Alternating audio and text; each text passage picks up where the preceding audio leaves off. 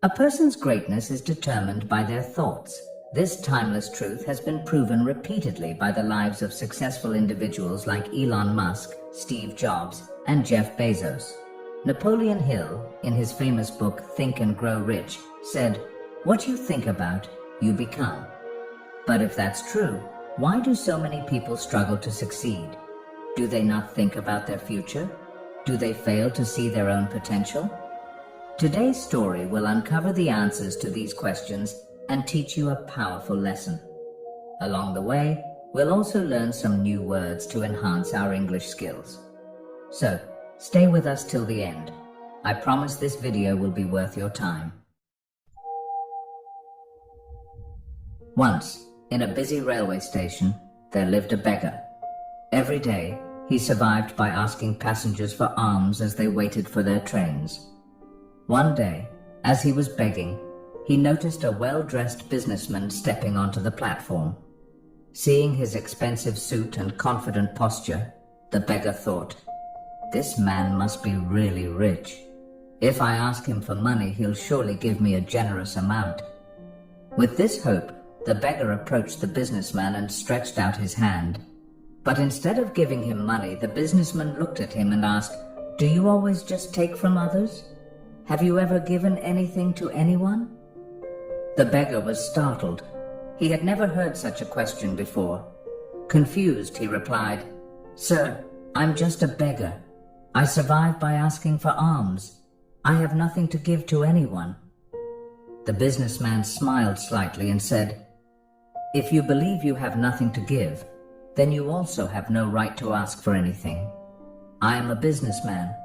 I believe in exchange. If you can offer me something, I can give you something in return. But if you have nothing to give, I cannot give you anything either." Saying this, the businessman boarded his train and left. The beggar stood there, stunned. He kept replaying the businessman's words in his mind. "I have been begging for so long, but no one has ever said this to me before." He wasn't rude, but he spoke the truth.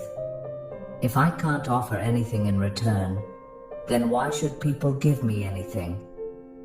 For the first time, the beggar realized that maybe this was why people never gave him much money, because he offered them nothing in return. That night he lay awake, deep in thought. "But what can I give? I am just a beggar. I have nothing." Yet the businessman's words kept echoing in his mind. "If you want to receive, you must first give." 2 days passed. The beggar didn't ask anyone for money. He was too busy thinking. On the third day, while sitting at the station, he noticed a patch of wildflowers blooming near the tracks. Their vibrant colors caught his eye, and suddenly, an idea struck him. What if, instead of just taking, I offer something in return? What if I give people a flower every time they give me alms?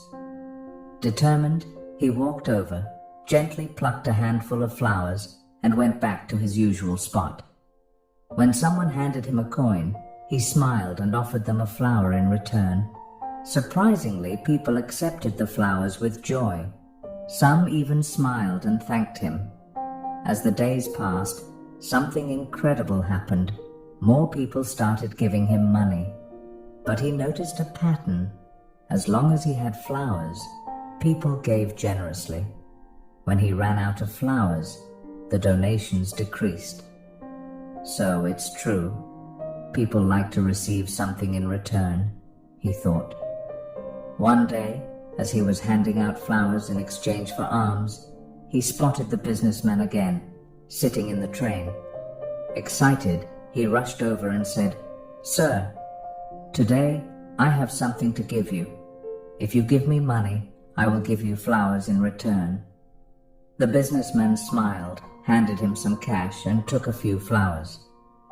"You have truly understood the value of exchange," he said. "Today, you are no longer just a beggar. You have become a businessman." The train arrived at the next station, and the businessman stepped off. The beggar stood there, watching him go. His words sparked a new thought in his mind. Am I really a businessman now? For a long time, he pondered over it.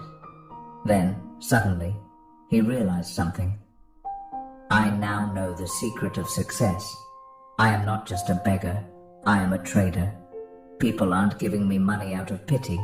They are paying for the flowers I give them. This means I have a business. Excited, he made a bold decision.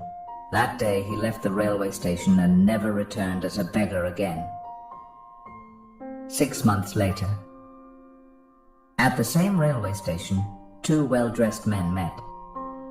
They exchanged a handshake, but one of them had a curious look. "Do I know you?" one man asked.